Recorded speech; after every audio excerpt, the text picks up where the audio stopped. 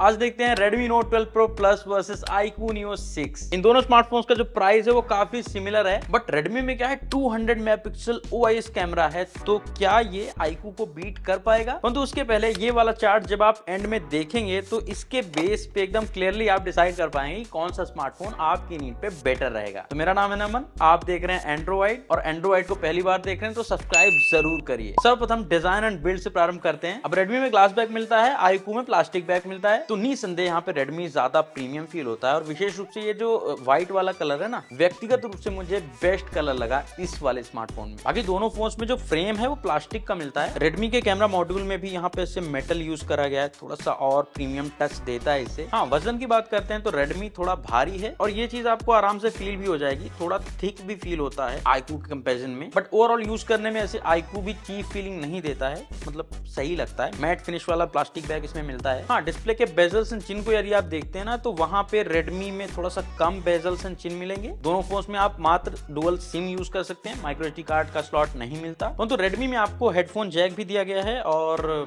iQOO में नहीं है। वैसे तो दोनों में डुअल स्पीकर भी मिल जाते हैं, वैसे साउंड की बात हम आगे करेंगे। उसके पहले मैं आपको बताना चाहूंगा कि Redmi में IP53 dust and splash resistant मिलती है, जबकि iQOO में ऐसा कोई सर्टिफिकेशन नहीं दिया गया है। बाकी इन दोनों फोन्स को ऐसे साइड बाय साइड यूज करके देखा तो Redmi का फोन थोड़ा स्लिपरी फील होता है बिना कवर के जब यूज करते हैं तो, एज कम्पेयर टू iQOO। अब डिवाइस के लुक्स और इन हैंड फील के लिए आप मतलब क्या प्रेफर करते हैं, ग्लास बैक या फिर प्लास्टिक, वो आप पे निर्भर करता है। परंतु ओवरऑल यदि हम देखते हैं बेजल, चिन और बाकी चीजों को, तो Redmi थोड़ा सा प्रीमियम फीलिंग देता है। वहीं पे यदि हम डिस्प्ले की बात करते हैं तो दोनों में AMOLED डिस्प्ले मिलती है 120 हर्ट्ज की। साइज का ऐसे बहुत बड़ा डिफरेंस नहीं है। परंतु विमिंग एंगल से बात करते हैं ना, तो जब हम ऐसे साइड से देखते हैं स्क्रीन को, तो iQOO में ऐसे एक रेनबोइंग सा इफेक्ट बनता है, जबकि Redmi में काफी क्लियर व्यू मिलता है। यदि मैं कलर्स एंड पिक्चर क्वालिटी की बात करता हूँ ना, तो ओवरऑल यहाँ पे क्लियर विनर है Redmi। 10 बिट कलर शो करता है, डॉल्बी विजन को सपोर्ट करता है नेटफ्लिक्स में। इन सब के साथ साथ जब आप कोई कंटेंट देखते हैं ना, तो वहां पे आपको क्लियरली ज्यादा क्रिस्प और ज्यादा पंची कलर्स देखने को मिलते हैं। हालांकि डिस्प्ले ब्राइटनेस की बात करते हैं तो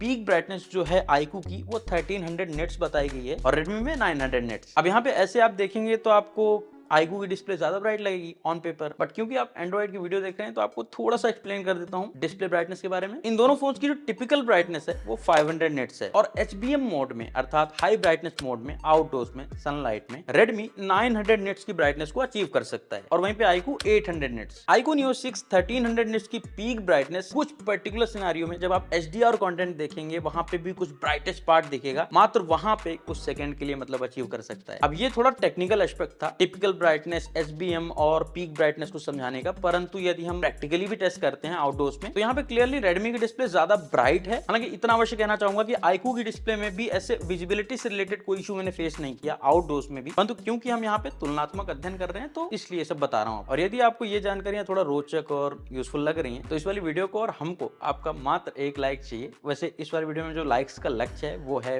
5000 लाइक्स का। हालांकि एक चीज है जो कि मुझे iQOO की बेटर लगती है, वो है इन डिस्प्ले स्कैनर। अब Redmi में साइड वाला है और ये काफी फास्ट भी है, परंतु व्यक्तिगत रूप से मैं in display fingerprint scanner prefer करता हूं। मैं कंफर्टेबल हूं उसके साथ, और इसीलिए इस वाले बिंदु पे मुझे iQOO बेटर लगता है। अच्छा, ग्लास प्रोटेक्शन की बात करते हैं तो पीछे की तरफ तो ऐसे कोई प्रोटेक्शन नहीं बताई गई है, परंतु फ्रंट में Gorilla Glass 5 की प्रोटेक्शन मिलती है, और iQOO में I think Panda glass protection है। तो ओवरऑल ऐसे सम करते हैं डिस्प्ले डिवीजन को, तो मीडिया व्यूइंग एंड बाकी चीजों के लिए Redmi का फोन बहुत बेटर लगा मुझे। अब मीडिया व्यूइंग के लिए बेटर इसलिए भी लगा क्योंकि जो साउंड आउटपुट है वो भी इसका ज्यादा loud and clear and rich है। देखिए, दोनों में डुअल स्पीकर मिलते हैं। हालांकि Redmi Dolby Atmos को भी सपोर्ट करता है, बट ये iQOO से स्लाइटली लाउडर है। साथ ही बेस एंड ट्रेबल फ्रीक्वेंसीज का थोड़ा बेहतर संतुलन दिया गया है यहाँ पे। वहीं पे iQOO हल्का सा ट्रेबल हैवी साउंड करता है, परंतु परफॉर्मेंस के मामले में जो तराजू का पल्लड़ा है वो जाता है पूरा iQOO की तरफ। iQOO में Snapdragon 870 चिपसेट मिलता है, UFS 3.1 स्टोरेज मिलती है, इससे एक फ्लैगशिप ग्रेड प्रोसेसर कह सकते हैं। और Redmi में MediaTek का Dimensity 1080 चिपसेट मिलता है, UFS 2.2 स्टोरेज के साथ। मात्र इन ऑन पेपर स्पेक्स के आधार पे भी जज करते हैं तो iQOO यहाँ पे सुपीरियर है। चाहे बेंचमार्क कोर्स रन करें, चाहे आप हैवी टास्क करें, तब भी वहां पे iQOO आपको बेटर एक्सपीरियंस देगा। गेमिंग में भी मच बेटर एक्सपीरियंस देगा। परंतु यहाँ पे एक बात आती है कि आप किस प्रकार के उपभोक्ता हैं, किस प्रकार के यूजर हैं। अब ये वाली बात आप अवश्य ध्यान पूर्वक सुनिएगा कि रेगुलर यूसेज में दोनों फोन्स नॉर्मली ऐप ओपन करते हैं, क्लोज करते हैं, या मल्टीटास्किंग करते हैं, कई बार ऐप्स को ओपन रिलोड वो सब करते हैं, तो दोनों फोन्स में जो एक्सपीरियंस है काफी ज्यादा सिमिलर लगा। अभी 1-2 सालों में Xiaomi के के बहुत से स्मार्टफोन्स टेस्ट करे हैं मिड रेंज वाले, और उनमें पाया था कि सॉफ्टवेयर एक्सपीरियंस उतना अच्छा नहीं है। लाइक यूआई में स्टटरिंग या छोटे मोटे बग्स देखने को मिलते थे। परंतु रिसेंटली आपने देखा होगा कि Redmi Note 12 5G का वीडियो भी मैंने दिया था, उसको भी मैंने अपना प्राइमरी फोन बना के यूज किया था और वहां पे भी कोई बग्स या फिर यूआई लैग्स बहुत मेजर नहीं नोटिस हुए। और इस वाले फोन के लिए भी मैं सेम बात बोल सकता हूँ। वैसे एक बात और क्लियर करना चाहूंगा, ये वाला फोन मैंने फ्लिपकार्ट से परचेस किया है, ऑफर्स के साथ मेरे को 27,000 का पड़ा है। वैसे सॉफ्टवेयर की बात अभी आगे करेंगे, परंतु नॉर्मली मैं आपको बता रहा हूँ कि रेगुलर यूसेज में कोई समस्या नहीं लगी इस वाले फोन में भी। इनफैक्ट दोनों ही फोन ऐसे हीट नहीं होते रेगुलर यूसेज में भी और हैवी टास्क में भी, क्योंकि दोनों ही चिपसेट TSMC की प्रोसेस पे बेस्ड हैं। बट एक स्थान जहां पे मुझे Redmi थोड़ा सा बेटर लगा वो है रैम मैनेजमेंट। परंतु यदि हम परफॉर्मेंस को एकदम से सम करते हैं तो iQOO विनर है। अच्छा, हैप्टिक फीडबैक जो मिलता है ना दोनों स्मार्टफोन्स का ओवरऑल मतलब काफी सही लगा। दोनों में झंझनाने वाला हैप्टिक फीडबैक नहीं मिलता है, अच्छा वाला मिलता है। बहुत ज्यादा स्ट्रॉन्ग नहीं है बट ओवरऑल अच्छा है। Redmi ने थोड़ा बेटर इंप्लीमेंट किया है यूआई के अंदर भी, जैसे वॉल्यूम कम करते हैं तो वहां पे भी हैप्टिक फीडबैक मिलता है। और अब हम पहुंच चुके हैं एक ऐसे विभाग को टेस्ट करने के लिए जहां के लिए भाई साहब मैं बहुत ज्यादा उत्साहित रहता हूं।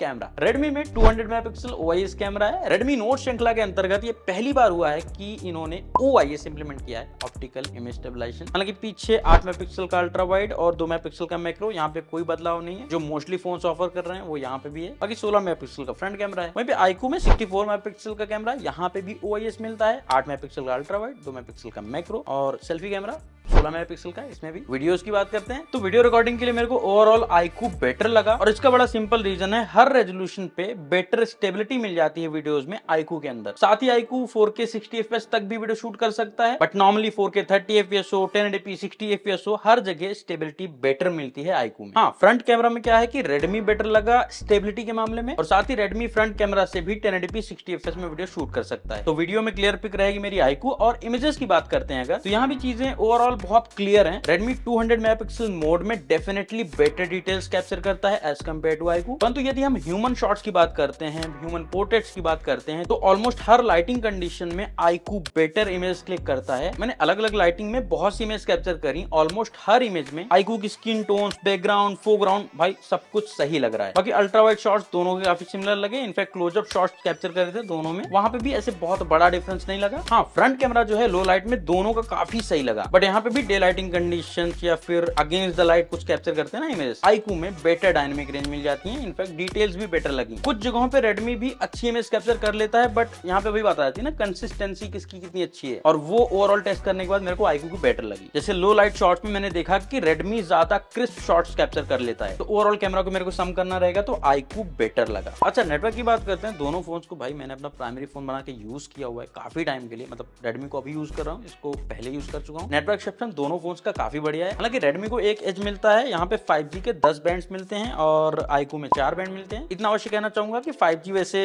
इस फोन में भी वर्क करता है, बट हाँ ज्यादा बैंड्स तो थोड़ा बेनिफिट तो मिलता ही है। बाकी एक टिप देना चाहूंगा, गूगल डायल दोनों में मिलता है, तो ऐसे कॉल रिकॉर्डिंग करते टाइम भैया अनाउंसमेंट होता है, सामने वाली पार्टी को पता चल जाता है कि आप कॉल रिकॉर्ड कर रहे हैं। तो उसके लिए Vivo एंड iQOO स्मार्टफोन्स में एक ट्रिक है, सिंपली डायलर में ये वाला नंबर डायल करेंगे, इसके बाद आप Vivo का ऑफिशियल डायलर मतलब डिफॉल्ट में सेट कर सकते हैं। फिर कॉल रिकॉर्डिंग के दौरान ऐसे कोई प्रॉम्प्ट नहीं आता है। ट्रिक अच्छी लगी हो तो एंड्रॉइड को सब्सक्राइब करना और वीडियो को अपना लाइक देना ना भूलिएगा। बैटरी की बात करते हैं तो यहाँ पे भी हमारे पास एक क्लियर विनर है। iQOO में 4700 mAh की बैटरी मिलती है, 80 वोल्ट की फास्ट चार्जिंग सपोर्ट करती है। इसके चार्जिंग टेस्ट में ये वाला फोन 41 मिनट्स में फुल चार्ज हुआ है। Redmi में 4980 mAh की बैटरी मिलती है। 20 mAh पता नहीं क्यों दिया, मतलब 4980 बोलना पड़ता है, 5000 बोल के आराम से निकल जाता। 4980 ज्यादा बोलना पड़ता है, मतलब 5000 mAh काफी कूल साउंड करता है। 4980 mAh मतलब 5000 मान लो। बाकी 120 वोल्ट की फास्ट चार्जिंग को Redmi सपोर्ट करता है, और मेरे चार्जिंग टेस्ट में ये वाला फोन 23 मिनट में फुल चार्ज हुआ है। अब यहाँ पे थोड़ा चिपसेट की बात करना चाहूंगा। दोनों ही चिपसेट बहुत ज्यादा ऑप्टिमाइज्ड हैं पावर मैनेजमेंट के लिए। जब मैंने iQOO यूज किया था, ये फोन भी आराम से एक दिन चल जाता था, एक दिन से ज्यादा ही चल जाता था मेरे यूसेज पे। 6 से 7 घंटे के बीच में इसका स्क्रीन टाइम रहता था। परंतु यदि हम स्टैंड बाय टाइम और स्क्रीन ऑन टाइम के बेसिस पे देखते हैं तो Redmi में कहीं बेटर बैटरी बैकअप मिलता है। 8 घंटे 8.5 घंटे या इससे ज्यादा का स्क्रीन ऑन टाइम मिल जाता है। भाई बैटरी बैकअप Redmi का बहुत ज्यादा कमाल का है। परंतु यदि हम सॉफ्टवेयर में देखते हैं ना, तो iQOO लॉन्च हुआ था पिछले वर्ष और Redmi लॉन्च हुआ है इस वर्ष। iQOO आया था Android 12 के साथ,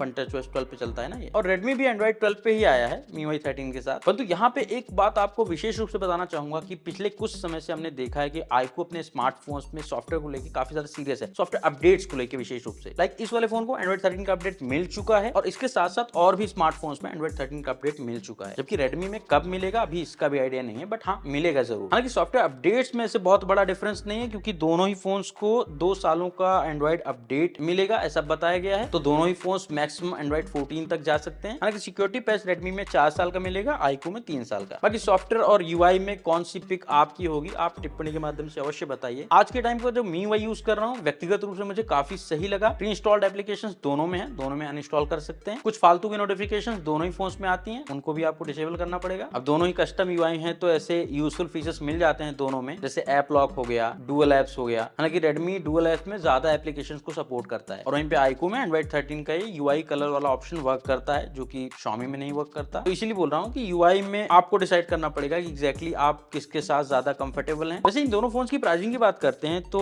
आप यहाँ पे देख सकते हैं Redmi ने जो फोन लॉन्च किया है ना, इसका बेस वेरिएंट लॉन्च किया है 8GB रैम और 256GB स्टोरेज के साथ। इसका प्राइस रखा है इन्होंने 29,999 रुपए, मतलब 30,000 रुपए। और iQOO का base variant 8GB RAM 128GB storage के साथ आता है और इसका प्राइस है 29,999, 29,999 मतलब 29,999 भाई साहब। वैसे 2023 में स्मार्टफोन सभी लॉन्च होना प्रारंभ ही हुए हैं, परंतु ऐसे बहुत अग्रेसिव प्राइस पे कोई स्मार्टफोन नहीं लॉन्च हो रहा है, मतलब जितना हमने देखा, और ये हम इस वाले फोन के लिए भी कह सकते हैं। बाकी ऑफर्स के साथ ये फोन 27-28 हजार रुपए के आसपास मिल सकते हैं, बट ये निर्भर करता है आप कब ले रहे हैं, कहां से ले रहे हैं, कैसे ले रहे हैं। तो अब आप ये वाला चार्ट देखिए, यहाँ पे जो प्राइमरी एस्पेक्ट्स हैं वो मैंने मेंशन किए हैं और अपनी टेस्टिंग के अकॉर्डिंग आपको बताया हुआ है कि कौन सा स्मार्टफोन कहां पे बेटर है। अब इसके बेस पे आप ये डिसाइड कर सकते हैं कि किस चीज की वेटेज आपके यूज केस में बेटर है। जैसे गेम ज्यादा खेलते हैं, सेल्फी कैमरा और ह्यूमन पोर्ट्रेट्स आपको अच्छी चाहिए, तो डेफिनेटली यहाँ पे iQOO Neo 6 बहुत अच्छा ऑप्शन हो सकता है आपके लिए। बाकी शानदार डिस्प्ले क्वालिटी, बढ़िया बिल्ड, ज्यादा 5G के बैंड्स और हेडफोन जैक, ऐसा कुछ चाहिए तो Redmi आपके लिए एक अच्छा विकल्प हो सकता है। बैटरी लाइफ भी बहुत अच्छी है Redmi की। वैसे आज के टाइम पे एज ए यूजर मेरे को इन दोनों में कोई एक चूज करना पड़ता तो संभवतः मैं iQOO को चूज करता, क्योंकि परफॉर्मेंस थोड़ा सा बेटर मिल जाती है, साथ में कैमरा जिसके बेटर लगे मुझे, जिस प्रकार की इमेज मैं क्लिक करता हूँ उस सिनेरियो के लिए। परंतु इस चक्कर में मुझे बढ़िया डिस्प्ले, ज्यादा 5G के बैंड्स और बढ़िया बैटरी लाइफ को थोड़ा सा साइड में रखना पड़ेगा। मतलब वही बात है ना कि हर चीज के प्रोज एंड कॉन्स हैं, किसके प्रोज आपको ज्यादा एक वैल्यू देते हैं, ये आपको डिसाइड करना पड़ेगा। बाकी आशा करता हूँ वीडियो आपको अच्छी लगी होगी और जो संशय की स्थिति थी आपके हृदय में इन दोनों स्मार्टफोन्स को लेके, वो संभवतः थोड़ी सी दूर हुई होगी। यदि ऐसा है तो आपको ज्ञात है आपको क्या करना है।